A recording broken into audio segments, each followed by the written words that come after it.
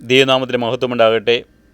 വിശുദ്ധ മത്തായി എഴുതിയ സുവിശേഷം 16-ാം അധ്യായം 26-ാം തിരുവചനത്തിലൂടെ കർത്താവ് നമ്മോട് ചോദിക്കുന്നു, ഒരുവൻ ലോകം മുഴുവനും നേടിയാലും സ്വന്തം ആത്മാവിനെ നഷ്ടപ്പെടുത്തിയാൽ അവന് എന്ത് പ്രയോജനം? ആമേൻ. പ്രിയമുള്ളവരെ, ഇന്നത്തെ തലമുറയിലെ ഭൂരിഭാഗം ജനങ്ങളുടെയും ഏറ്റവും വലിയ പരാജയം എന്നുള്ളത് ഇഹലോകത്തിൽ മാത്രം പ്രത്യാശ വെച്ചുകൊണ്ട് ആത്മാവിനെ കരുതാതെ നിത്യ പരാജയത്തിലേക്ക്, നാശത്തിലേക്ക് പോകുന്നു എന്നുള്ളതാണ്. കർത്താവായ യേശുക്രിസ്തു നമുക്ക് നൽകിയിട്ടുള്ളത് നിത്യജീവനാണ്. ഈ നിത്യജീവന് വേണ്ടി ആത്മാവിനെ കരുതി മുന്നോട്ട് പോകാൻ, അതിനുവേണ്ടി പരിശ്രമിക്കുവാനായിട്ട് നമുക്ക് കഴിയട്ടെ. നമുക്ക് പരിശുദ്ധാത്മാവിനോട് പ്രാർത്ഥിക്കാം.